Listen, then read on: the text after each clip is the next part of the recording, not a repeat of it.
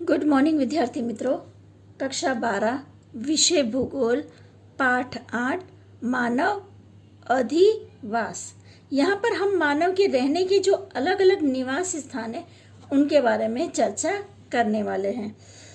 ग्रामीण अधिवास और शहरी अधिवास की चर्चा हम इस पाठ में करेंगे।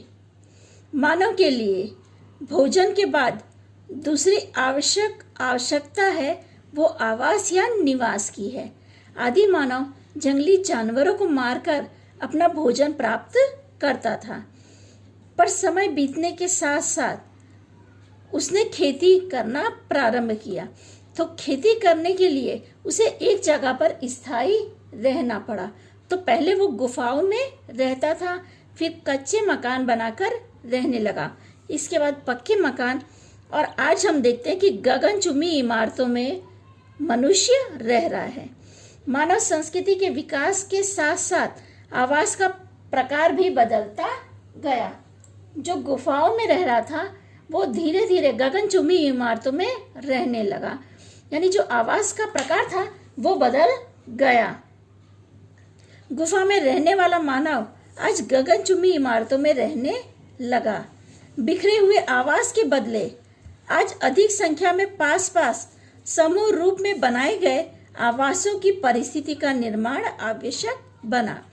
हम लोग गांव में जाते हैं तो गांव में आपने देखा होगा कि दूर दूर मकान होते हैं, पर आज हम देखते हैं शहरों में तो लोग पास पास में या समूह में रहते हैं, जिसके परिणाम स्वरूप अधिवास का ख्याल उद्भवित हुआ। मानव संस्कृति के उत्क्रांति काल में मानव ने अपने संरक्षण के लिए मकानों का निर्माण की प्रक्रिया शुरू की। जैसा कि मैंने आपको बताया कि पहले जो आदि मानव था वो जंगली जानवरों को मारकर भोजन प्राप्त करता था। भोजन प्राप्त करने के बाद उसे आवास की आवश्यकता लगी, तो पहले वो गुफाओं में निवास करता था, पर धीरे धीरे जैसे जैसे समय बीता उसने कच्चे मकान और फिर पक्के मकान बनाते गया। ऐसे मकान के समूह को अधिवास कहते हैं या कहा जाता है। भूगोलवेत्ता ग्रिफिथ टेलर ने अधिवास की सामान्य व्याख्या देते हुए कहा, मकानों का विशाल समूह अर्थात अधिवास। ये अक्सर एग्जाम में परिभाषा पूछी जाती है। यहाँ मकानों की संख्या निश्चित नहीं, वो बिखरे हुए एक या उससे अधिक झोपड़ियों का कच्चे मकान बने हो अथवा बहुत अधिक संख्या में बड़े पक्के मकान में भी बना हो सकता है। आज हम देखते हैं कहीं कहीं पे हम लोग बिखरे हुए मकान यानी एक दो मकान देखते हैं, तो कहीं पर एक साथ में अधिक कच्चे मकान या एक साथ में बहुत अधिक पक्के मकान हम देखते हैं। अधिवास का वर्गीकरण। अधिवास भिन्न भिन्न अनुकूलता के अनुसार उत्पन्न होता है। उसके कद, आकार, बनावट तथा अन्य कितने लक्षणों के आधार पर अधिवास के अलग अलग प्रकार से वर्गीकृत किया गया है। लोगों के व्यवसाय, जनसंख्या प्रणाली, अधिवास का आकार आदि के अनुसार अधिवास का वर्गीकरण किया गया है। मानव अधिवास, जिसमें पहला है सामूहिक अथवा केंद्रित अधिवास। दूसरा है छुटपुट अथवा प्राकीर्ण अधिवास, जिसमें समूह और केंद्रित अधिवास के दो प्रकार हैं। पहला है ग्रामीण अधिवास, दूसरा है शहरी अधिवास।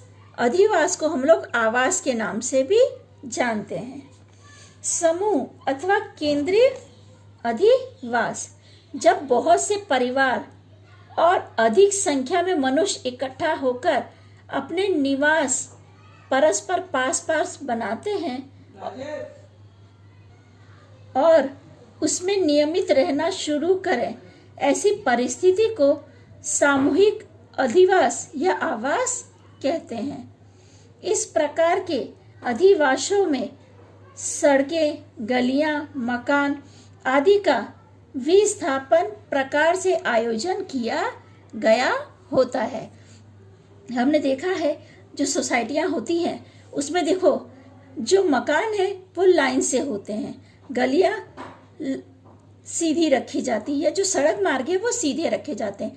ऐसा नहीं है एक मकान है फिर टेढ़ी मेढ़ी गली होगी फिर दूसरा मकान होगा, ऐसा नहीं होता है। एक व्यवस्थित प्रकार का आयोजन किया जाता है। ये सामूहिक अधिवास के बारे में मैं बता रही हूँ कि जो सामूहिक अधिवास है उसमें व्यवस्थित प्रकार से आयोजन किया जाता है। जब एक से अधिक परिवार एक अधिक संख्या में मनुष्य एक साथ मिलकर अपने निवास स्थान संभव हो उतना पास पास तैयार करें और निवास नियमित हो, इस प्रकार के अधिवास या आवास को सामूहिक अधिवास कहते हैं। ये सामूहिक अधिवास की परिभाषा है। ये सभी को अपनी बुक में नोट करनी है। कद, आकार एवं उनके कार्यों के आधार पर सामूहिक अधिवासों को मुख्य दो भागों में बांटा गया है। पहला है ग्रामीण अधिवास, दूसरा है शहरी अधिवास। पहले हम ग्रामीण अधिवास देखेंगे।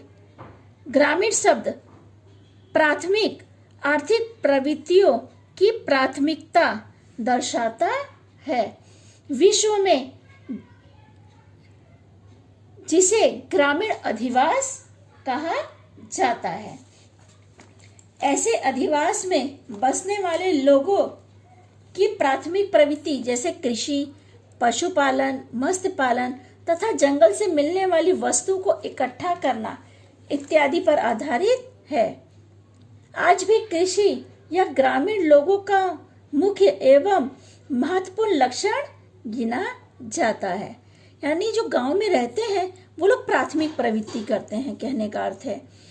प्राथमिक प्रवृत्ति किसे कहते हैं ये हमने आगे के लेसनों में पढ़ा है। कृषि, पशुपालन, मत्स्य पालन या जंगल से मिलने वाली वस्तुओं को इकट्ठा करना, ये सब प्राथमिक प्रवृत्ति में आता है। जो लोग गांव में रहते हैं वो ये सारी प्रवृत्ति करते हैं। पशुपालन इस प्रवृत्ति के अंतर्गत आने वाला एक भाग के रूप में गिना जाता है। समुद्र, नदी या तालाब के पास बसते हुए ग्रामीण अधिवासों में मत्स्यान प्रवृत्ति भी उसका महत्वपूर्ण स्थान रखती है। जंगली क्षेत्रों के नजदीक विकसित ग्रामीण अधिवास में वन्य आधारित वस्तुओं को इकट्ठा करना, शिकार और खनन प्रवृत्ति को अधिक महत्व मिलता है। वह कृषि के विकास के लिए अवसर कम होने से स्वाभाविक रीत से ही कृषि के अतिरिक्त अन्य आर्थिक प्रवृत्तियों का विकास अधिक हुआ है। अभी आपने देखा है अगर खेती है, अगर आपके पास खेती जो थोड़ी मात्रा में हो तो क्या होता है, कृषि के अवसर कम हो जाते। तो ऐसे में क्या है, कृषि आधारित जो अन्य उद्योग है वो भी किए जाते हैं। हमने प्रथम प्रवृत्ति में पढ़ा था जैसे कि अचार बनाने की प्रक्रिया। तो अचार क्या है, अचार के लिए आम की आवश्यकता पड़ती है, तो खेत के आसपास वो लोग आम के पेड़ बो देते हैं या नींबू के पेड़ लगा देते हैं। तो ये क्या है, प्रथम प्रवृत्ति के अंदर इन सब चीजों का उत्पादन किया जाता जो अचार बनाने में उपयोग होता है, यानी खेती आधारित प्रवृत्ति में ही गिना जाता है। इस प्रकार विभिन्न भौगोलिक परिस्थितियों में विकसित ग्रामीण अधिवास कई महत्वपूर्ण लाक्षणिकताओं को दर्शाते हैं। आवासों का आकार, कद, बनावट, उपयोग में आने वाली सामग्री आदि मुद्दों के आधार पर ग्रामीण अधिवास का विस्तृत वर्गीकरण किया जा सकता है। जो गांव में रहते हैं उन लोगों के घर शहरों की तरह व्यवस्थित नहीं होते, वो अपनी आवश्यकता के अनुसार घरों का निर्माण करते हैं। गांव में आपने देखा होगा कई लोगों के घर पक्के होते हैं, कई लोग झोपड़ी बनाकर रहते हैं या कच्चे मकान बनाकर उसमें निवास करते हैं। या जिनको खेतों से सामग्री प्राप्त करनी है वो लोग क्या खेतों के आसपास घर बनाकर रहते हैं। जिससे क्या है, खेत से जो उपज प्राप्त होती है उससे उनका जीवन यापन होता है।